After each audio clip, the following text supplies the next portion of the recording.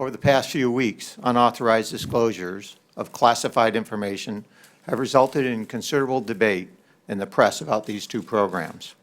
The debate has been fueled, as you noted, by incomplete and inaccurate information, with little context provided on the purpose of these programs, their value to our national security and that of our allies, and the protections that are in place to preserve our privacy and civil liberties.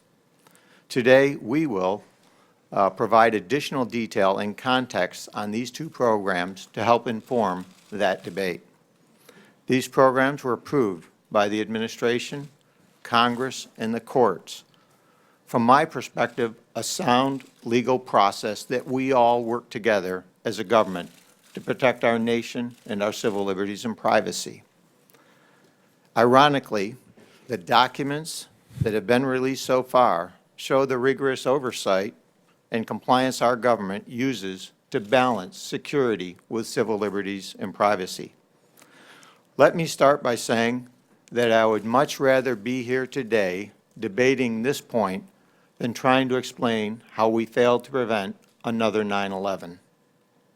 It is a testament to the ongoing teamwork of the Central Intelligence Agency, the Federal Bureau of Investigation, and the National Security Agency, working with our allies and industry partners, that we have been able to connect the dots and prevent more terrorist attacks.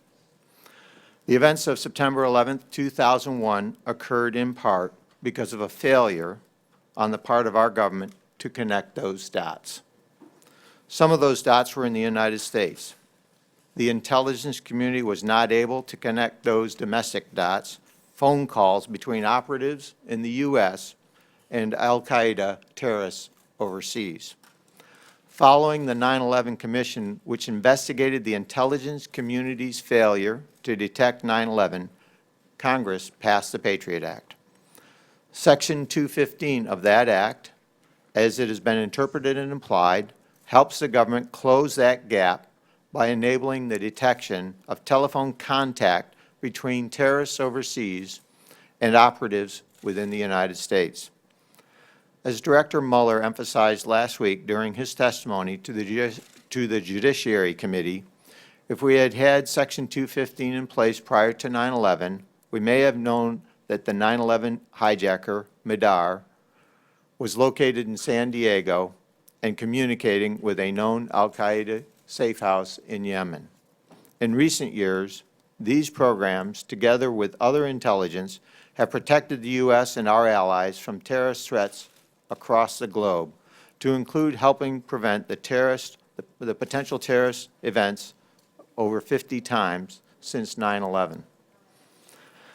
We will actually bring forward to the committee tomorrow documents that the interagency has agreed on that in a classified setting gives every one of those cases for your review.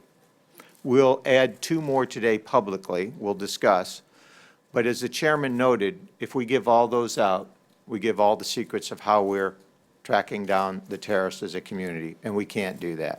Too much is at risk for us and for our allies.